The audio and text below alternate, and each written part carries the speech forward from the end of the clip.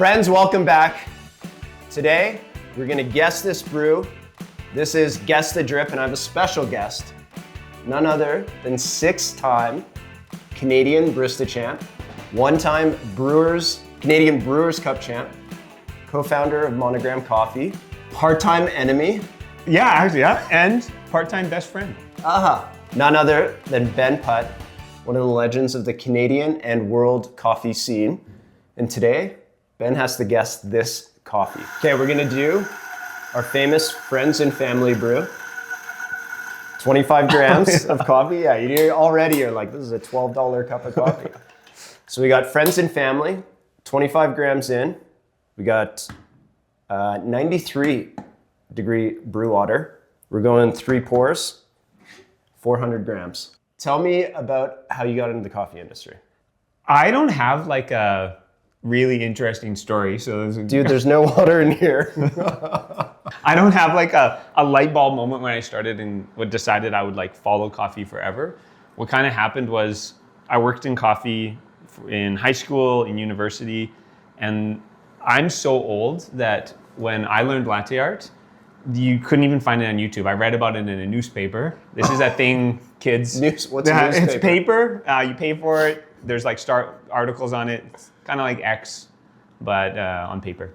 I read about it and learned, and then I learned how to pour latte art, and then I worked in cafes. How long did it take you to see the photo to like figure out how to pour it? A really long time, because this was the second cup. The only pitchers they had were kind of shaped like this. There was no spout. Yeah. I remember seeing a spouted pitcher, and it like blew your mind. It blew my mind. I had gear envy for a spouted pitcher. We only had these, and it took forever. And then I took like photos with like a flash camera, like a film camera. Wow. They're back now, so I don't need to explain this to the younger viewers. And then I applied at a cafe here in Calgary called Bumpy's. Yeah. With the photos stapled to my resume. No way, really? Yeah, they were really bad photos, but I was so proud. They were like my babies. And then this is in 1986. Pretty much. Got further into coffee, worked for Phil and Sebastian and Transcend in various roles, and eventually had this moment where I realized that you will never know everything about coffee. And no matter what interest you have, whether it's science or humanities or anything like that, you will always have something to learn, and that really appealed to me. Talk to me about Monogram Coffee. Yeah. When did the company start? You're reaching a new milestone this year, right? Yeah, we're at 10 years. Unreal. So myself, Jeremy, and Justin, we all worked in coffee as baristas in various roles, and realized we all had like a similar vision for coffee. I think a vision that a lot of people in Calgary share, where coffee should be exciting and interesting, but also like more easy to access. Like a lot of the pretension that existed in the early 2000s, we kind of wanted to fight against. I think a lot of industries, a lot of businesses do that now, but that's kind of what all brought us together. You've been in competition for a long, long time. I think so. I got into competition, I think it was like 2010. It was really early on. Okay, yeah. And for me, I'm a pretty competitive person. From my stature, I don't play many sports. So I found something that didn't rely on speed or height or good looks or anything like that. It's just, can you make a coffee? So I found my thing. It's competition life is like very stressful. We were just talking about that too, off camera. But it's opened the doors to so many places. We were both just in Panama, and that's thanks to competition. 100%. I need some help. How do you assess aromas? Like if someone's watching, they're seeing your resume. Yeah. What is aroma? What does it even mean? Aroma is really important, because if you really think about it, the things that we taste, like flavors, are all retronasal, right? Yeah. And so if you smell something, you're probably going to taste it as well. I'm pretty simple that I kind of, unless I'm evaluating something for like changing roasts, I'm usually just thinking, is it fruity, not fruity? If it's fruity, then I kind of go down another rabbit hole, like is it citrusy fruit or not citrusy fruit? So building sort of like that easy repertoire, because I think people start bottom up. They're trying to pinpoint something like orange blossoms. Exactly. Instead of like, oh, it's just floral. Yeah, like flowers, might as well, like, so I'm just gonna go really super macro. broad on this. Yeah, food. Food.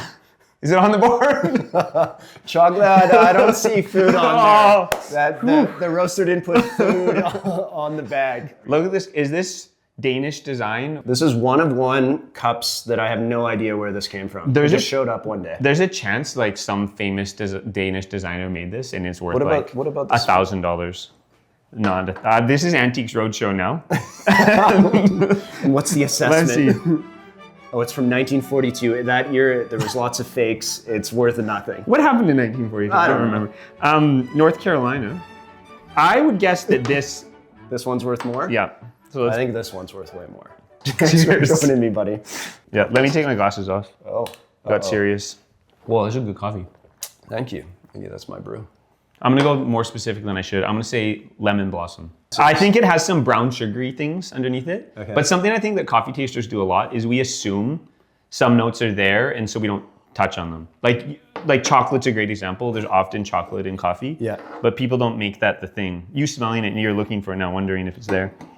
But to me, like there's some cane sugar and then I get like a stone fruit note. You got 7, I need 2. I'm gonna say lemon blossom. So that's kind of specific. And can I just go stone fruit? Or should I go more specific? You can go stone fruit. Okay. Because it's wrong anyway.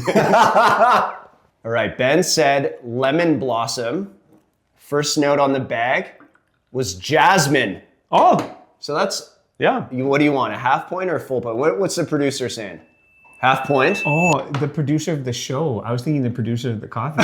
Yeah, we got the producer behind the camera. No, I thought maybe, I don't know, he's maybe in the other room on like a... And here he is! Punked or something. No.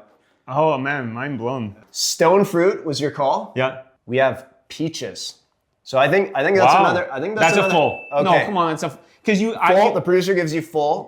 Yes. Nice job. So I have a feeling that this is like fancier, maybe a variety that came from Africa, because it's light. It's not classic coffee. It's not like this big, strong.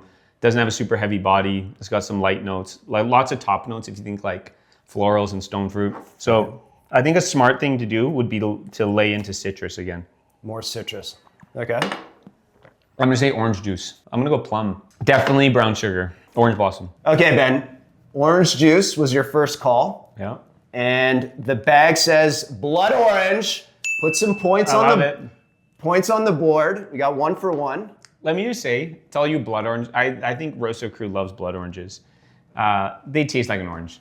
Close your eyes. It's a normal orange. There's no difference. That's a full point. It's fancier. Your next call was purple plum / grape. The bag says nectarine.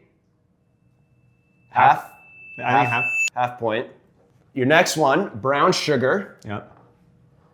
Unfortunately, Ben, there is no brown sugar. There is only jasmine. No points. And lastly, you said orange blossom. Bag says orange blossom. Another point. There we go. Where are we going? Where are we walking the farm? What country are we in? And why are we going there? Okay, so to me, when you drink Geisha, there is always a list of things. So to me, there's always citrus. Okay. This coffee has citrus. Yeah. There's always a stone fruit. This coffee has stone fruit. And there's always a floral note. This coffee has floral notes as well. I feel very strongly this is Geisha or Geisha adjacent. I'm gonna guess Geisha, but it could be another African variety. It's really delicious. I'm gonna say Panama. I got some good news. We're going to Panama. We were just in Panama. Check mark. Another point on the board. What farm do you see that you want to teleport yourself to? Why? There's something like the elegance of this processing. We'll get to the process part again. Whoever did this, like the producer, knows what they're doing. It shows lots of florals, tons of sweetness. I'm going to guess. What are you looking for? Black Moon. Black Moon. Yeah. Black Moon. Ben, I'm breaking your heart. It's Lamastis. Wow, they did a good job. Okay, so no points. We're at the wrong farm. That's okay. Their farms are close though. They're next door. Yeah. Or no, not they're very the walking distance. I'm gonna go whole hog on this. I'm going to say it is a naturally processed geisha in darkroom drying. You are correct. It is a geisha. Geisha, as you like to say. The process is not a natural. Don't say it's a honey. The bag says honey. Honey, come on. You were kind of close, but not quite there. I was close. Notes of wash, but a bit of something different. You were going right in between the Yeah. washed and natural, and I thought you were gonna hit it. Ben, 6 out of 10. I'll take a 6. Now, let's reveal this coffee. I think you gotta explain a little bit about this coffee. So let me stay right Yeah. here. Can you talk about? Oh, Yeah. this is really nice. Yeah. So maybe you can talk a bit about Oh, this is like gonna hit me in the feels. the coffee itself, and then what you guys are doing. Show it to the camera. Yeah, so this is a Lita Aguacate Geisha. This is a coffee, it's a higher part of the farm. They did it as a honey. I cupped it last year and it was just so floral and intense and interesting. We really, really wanted it. But this is actually a fundraiser coffee for a good friend of ours. His name is George Kustambaris. He worked in Panama for a long time. He's Greek. He moved back to Greece and then recently discovered he actually likely has brain tumors and requires immediate surgery. They're actually, I think he either just finished the surgery or is about to, and needs, obviously needs money to make this happen. They have 2 small kids. They don't know where the funds are gonna come from. So Monogram launched this coffee. 100% of the proceeds actually go to George. And it's just a special coffee in my heart, but also I think George is a really wonderful person.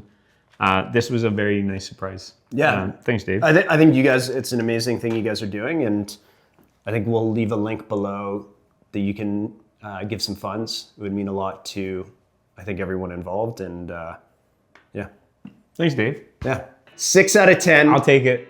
I think it was a great job. I learned a lot. I think they did too. Thanks for joining me. I really appreciate it. Thanks. We'll see you soon. Cheers. Cheers, team.